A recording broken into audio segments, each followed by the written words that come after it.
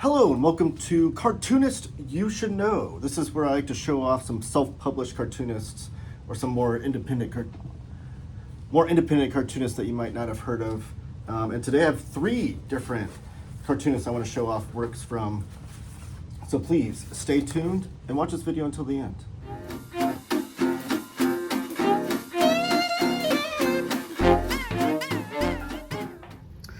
And we're back. This is Taylor of Taylor Talks Comics. Thank you for joining me. Please give the video a thumbs up, subscribe if you haven't already, and comment down below with any and all of your thoughts throughout the duration of this video. So yes, this is Cartoonist You Should Know. It's a video segment that I don't do often enough. I have done it in the past, and I need to do it more. But it's where I show a lot of self-published comic book works or more independent comic book works from cartoonists that I think you should know, hence the name. But I like to show and highlight even smaller press and smaller independent cartoonists than what you see, even from Fantagraphics or Drawn and Quarterly or things. And this is my opportunity to do that. So all of these were sent out to me by the respective cartoonists. So I'll have information down in the description below on how you can support these cartoonists and pick up your own copies of these books that I show off. Because these are all 3 great selections that I cannot express enough how much you should pick these up. So this was sent out to me by David Livens, and this was a project which from the Usagi Yojimbo Dojo, and it's a fan group, I believe, on Facebook. Let me fix my camera here for a second. Hold on. And they celebrate Usagi Yojimbo, one of the greatest comic book characters of all time, created by Stan Sakai. And in celebration of Usagi, I think they did this for 30 years. I don't know if they did it for 20 years or 10 years, but I'm pretty sure they did it for 30 years, and now the 40-year celebration of Usagi Yojimbo, where they get a lot of fans and a lot of cartoonists that are fans of Usagi to do their own kind of interpretation or small strip or pinup, and they compile into this self-published venture. This is like a pretty substantial trade paperback, and sell it. And it's non-profit. They're not trying to profit off the character of Usagi. They're trying to celebrate this great, awesome samurai bunny that we all know and love. So I will have information on where to pick this up. I believe you can email Mr. Livens at usagiyojimbodojo@yahoo.com. The description of the video will definitely have the correct email address just in case, but I'm pretty sure that's what it was before I started shooting the video. I looked it up. It might even be in here while we're looking through it. But you can tell this is a nice trade paperback, and we're going to go through and flip through this a little bit. I could go page by page, but I want to show you off who contributed to this. So we have the introductions written by Kyle Wright. Then we have the What If written by Chuck Dillon. And then we have David Livens in here, the aforementioned, along with Justin Wigard, John Murakami, Xavier Cuervo, and Felix Welm. Zach Davidson, which I believe he translates a lot of manga, doesn't he? I believe that's his name. Mark Morris, John Murakami again, Sun Nguyen, Yvette Aller, Tia Seta, Jamie and Tyler Cosley, Michael Cannon, Randy Clute, Rob Allen and Jenna Allen, Paul Montani, Matthew Hansel, Amy Lester, and David Jacoy. And there's some pinups and stuff from other people too in here because the gallery one, which we'll get to. So we get a nice introduction here by Kyle Wright with his experience with Usagi Yojimbo and how important the character is to him. And we get a What If page that looks a lot like the Marvel What If comic, but it's a nice little scenario there of what if Oliver Stone made the Usagi Yojimbo movie, which is funny. And then this cartooning right here is really, really great. This is by David Livens, with apologies to Stan Sakai, which is funny. I love his little chibi version of Usagi Yojimbo. This is him trying to come up with the idea for a great Usagi Yojimbo comic, and this was probably one of the highlights of the book, honestly. I love the cartooning in this. I'm not familiar with David's cartooning or his work, but definitely makes me want to seek out some of his comics and see what his non-Usagi work would look like, because this is really, really great stuff. Then we have Cult of the Kappa. I will say there's the one thing I always wish with these anthologies that they did a better job crediting, not, and I don't say crediting like the cartoonists and things by saying like they're trying to rip off the cartoonist or thing. They're definitely against, they definitely want to credit them, but just like the idea of having credits on to start off each strip, like they have the table of contents, and you can kind of go back and forth if you want, but even just like a note when you're editing or putting the book design of this project together, see like if the cartoonist didn't put their name on the front page, to put it down here somewhere at the bottom, just so you can follow along nicely. Usually with these anthologies and things, I'll have my phone out and I'll be following each cartoonist that I come across when I come across them. And that goes for any comic book anthology that I'm reading. I love, it's an easy and fun way for me to follow cartoonists that I didn't become friends of. This one, got to give back big shout out to Josh Greathouse, friend of the channel. He has a comic book out called Bang Ballad of the Tiger, and he's actually at Heroes Con this weekend, the weekend that I'm dropping this video. So go check out his table, pick up Bang the Ballad of the Tiger. It's a really, really great comic. I will be doing a future Cartoonists You Should Know installment based just on his comic. But he did a cool pin up here. And then we have Justin Hilton and Savvy Lim. Oh, this is Carlos Diermutz. I don't know if I pointed this one out. This is a really, really painstakingly beautiful design, like really, really detailed. I love that. Here's John Murakami. This one was really funny. This was him kind of getting behind the idea of doing the Usagi strip and trying to think of what he's going to do. I do love this pinup too. This USA G.I. Joe, like Usagi Yo, Real American Hair, and it's the issue #1 of G.I. Joe Real American Hero, which is really cool. So there's some really cool strips that are fun interpretations of Usagi Yojimbo. Like, we all love Stan Sakai's Usagi, but it's cool to see other characters interpret him. And John Murakami did this great strip here, where you see all these different versions of Usagi based on other characters. So you see like Matt Groening's kind of Homer character there. You get Bugs Bunny, a little bit Dilbert reference, Archie. We get King of the Hill, Beavis and Butthead. There's so many fun little interpretations. Casper, Garfield, Family Guy. So just like all these different interpretations of Usagi, which is fun to look at. And this one is beautifully painted. So you get a mixture of black and white and colored comics as well. This one is by Tia Seta, The Path of the Water. Trying to see if there's any more standouts here. I mean, they're all great. Like, this is a really fun pickup. I would seek this out if you can.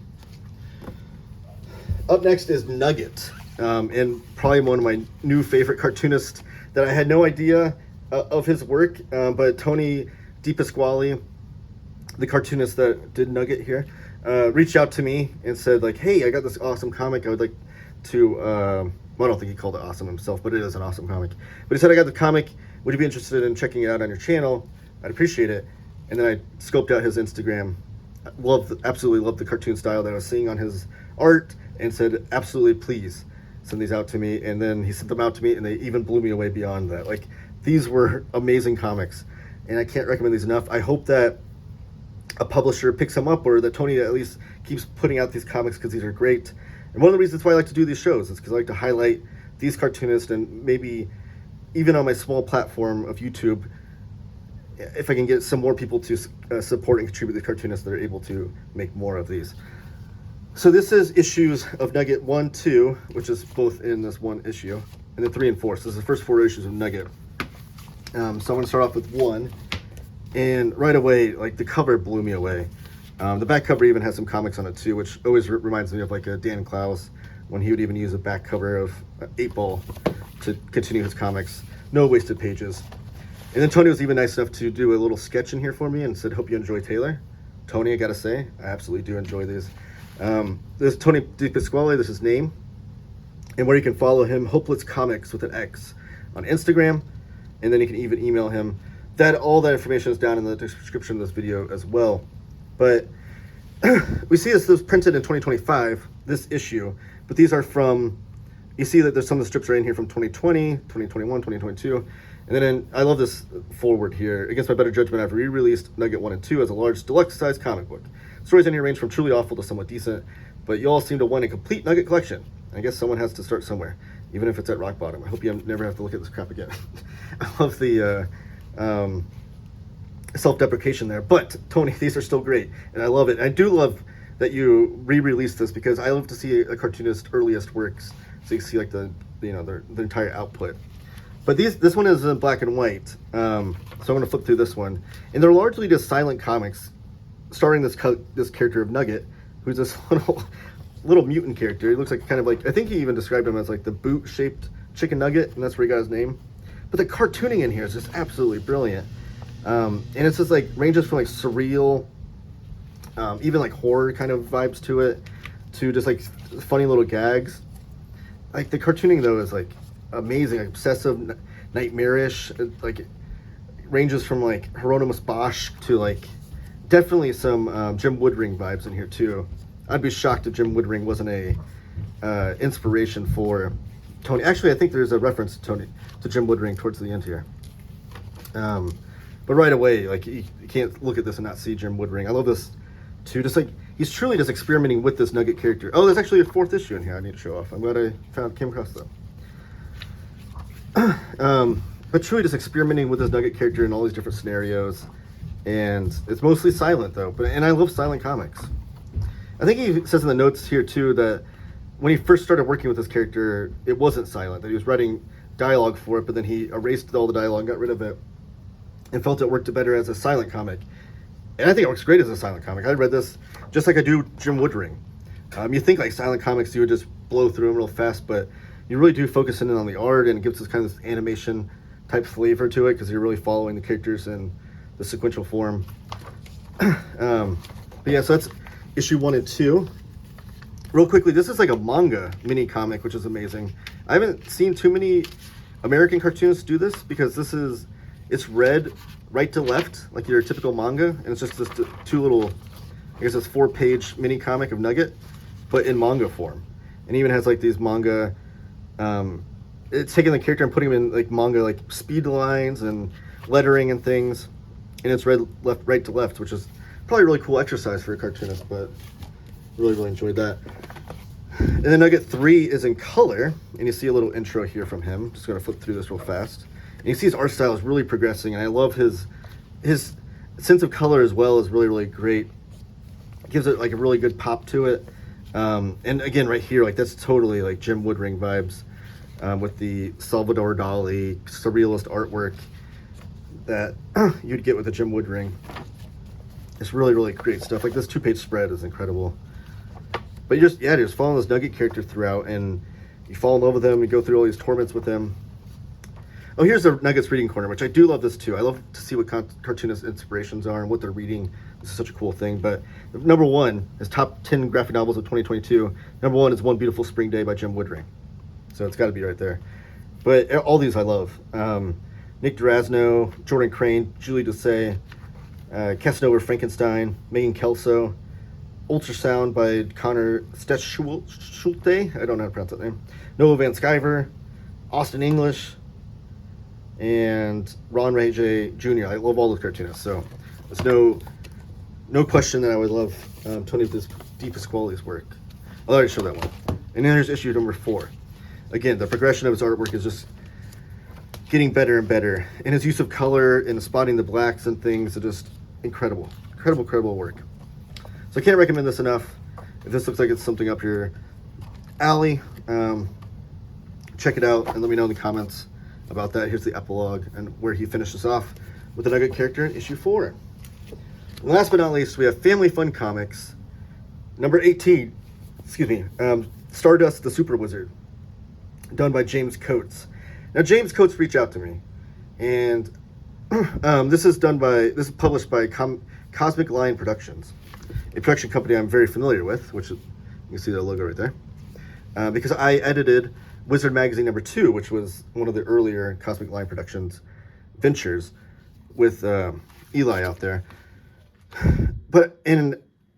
So I was kind of aware of this project a little bit, but I honestly had no idea that this was the same James Coates and John Coates that did Dino Beast. Dino Beast was a series that I need to still pick them up, because I don't own them, but every time I saw someone share them on social media or looked at them, like the artwork is so amazing that I didn't realize that when he was reaching out to me, I was like, I didn't put 2 and 2 together. This was a Dino Beast crew putting this comic together. And Stardust, if you're not familiar, is a Fletcher Hanks character. First off, there is a dedication to Jim Rugg and Ed Piscor, who Cartoonist kayfabe, shout out, like such a incredible YouTube channel that existed and inspired my YouTube channel. Love those guys. Rest in peace, Ed. Always going to be a fan of his work, and Jim Rugg is continuing to put out great comics. So I love the dedication there that they put in there. But if you're not familiar with Stardust, he's a Fletcher Hanks character from the Golden Age. And it's just truly, truly bizarre stuff. I actually have the book collection here of Stardust, the Space Wizard. This is the collection that Fantagraphics put out. And they're doing a paperback version of this book with the same exact contents to come out later this year. You can see the introduction page there has like the same kind of motif that Fletcher Hanks did, but done with the James Coates style.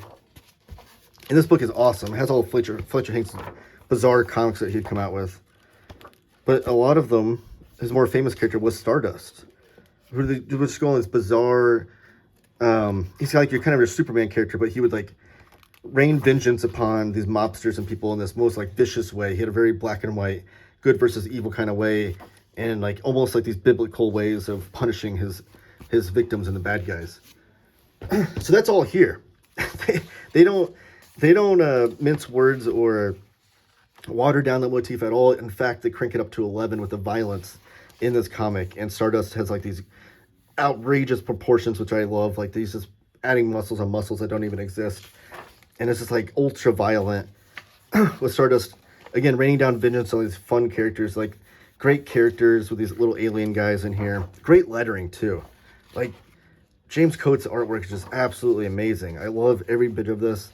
I love the quiet moment with this turtle in the midst of like this ultra detailed, ultra violent work. I love this little homage. I think it's an homage to Jeff Darrow and Hard Boiled, I have to imagine. And this is actually a continuation of the Stardust strip, because he'll say in the back here, I love this too, this Fist of the North Star kind of attack homage there as well. There's truly a cartoonist that wears his influences on his sleeves. This RoboCop character too, love to see that. And it says Stardust appeared in 17 stories, 15 by Hanks, plus 2 more. That was news to me. I didn't know that there was 2 strips done by different people other than Fletcher Hanks. And this comic is numbered 18 to follow those original tales. And then here's some strips or comics that will never exist, it says, but I kind of hope they do. I hope that James Coates put these out because I had a lot of fun with this one. And this is for sale currently on the Cosmic Lion Productions website. Again, the information for that will be down below. And the information for Nugget and where you can buy that will be down below in the description. And the information where you can get the Usagi Yojimbo tribute will be there as well. Thank you guys. This is so much fun. I love showing off these self-published cartoonists and the cartoonists that you should know. Let me know in the comments down below what self-published cartoonists that you think I should know or show off on my channel. I'd love to hear those suggestions. And everybody, hit the thumbs up. Subscribe if you haven't already. Hit the bell notification icon and keep talking comics.